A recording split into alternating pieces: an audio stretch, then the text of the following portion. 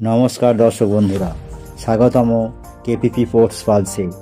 আমি আজ আপনাদের সামনে হাজির হয়েছি এক ইতিহাস গড়া, গর্বে ভরা আবেগের গল্প নিয়ে। কারণ ভারতের মেয়েরাই বিশ্বসেরা। হ্যাঁ, ঠিকই শুনেছেন, প্রথমবারের মতো মহিলা ওডিআই বিশ্বকাপ জয় করে ইতিহাস রচনা করল টিম ইন্ডিয়া। ভিডিও শুরু করার আগে দ্রুত একটা লাইক করে দিন, আর নতুন হলে অবশ্যই সাবস্ক্রাইব করুন আমাদের কেপিপি স্পোর্টস পালসকে। ফাইনালে নাটকীয় গল্প। 2025 সালের মহিলা বিশ্বকাপের ভেন্যু ছিল মুম্বাইয়ের DY পাতিল স্টেডিয়াম। প্রতিপক্ষ দক্ষিণ আফ্রিকা। চাপ ছিল প্রচণ্ড, কিন্তু শুরু থেকেই ভারত দেখিয়ে দেয় আমরাই শিরোপার আসল দাবিদার। ভারতের ব্যাটিং ঝড়। প্রথমে ব্যাট করতে নেমেই 104 রানের দুর্দান্ত ওপেনিং জুটি শেফালি ভার্মা ও স্মৃতি মান্ধানা। স্মৃতি 58 বলে 45 রান করেন, শেফালি ভার্মা 78 বলে 87 রান করেন, যার মধ্যে ছিল 7টি 4 এবং 2টি ছক্কা। সেঞ্চুরি থেকে একটু দূরে থেমে গেলেও শেফালির সেই ব্যাটিং ভারতকে ম্যাচের ভিত তৈরি করে দেয়।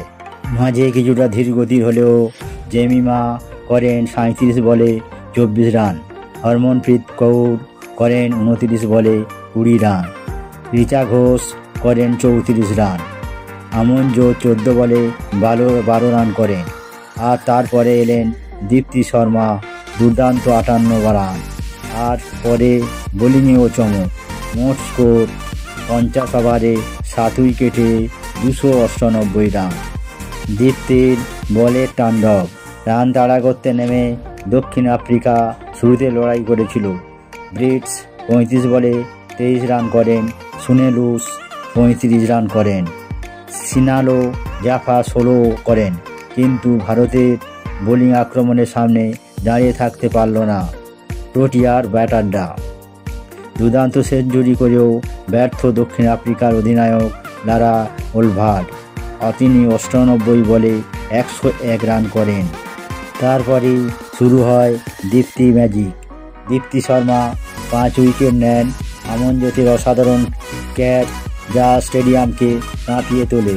দক্ষিণ আফ্রিকা অল আউট 246, আর ভারত জিতে গেল 52 রানে। ভারতের প্রথম মহিলা ওডিআই বিশ্বকাপ জয়। এটা শুধু একটা জয় নয়, এটা 140 কোটি ভারতবাসীর স্বপ্নপূরণ। এটা প্রতিটি মেয়ের কাছে তুমিও পারবে এই বিশ্বাসের নাম।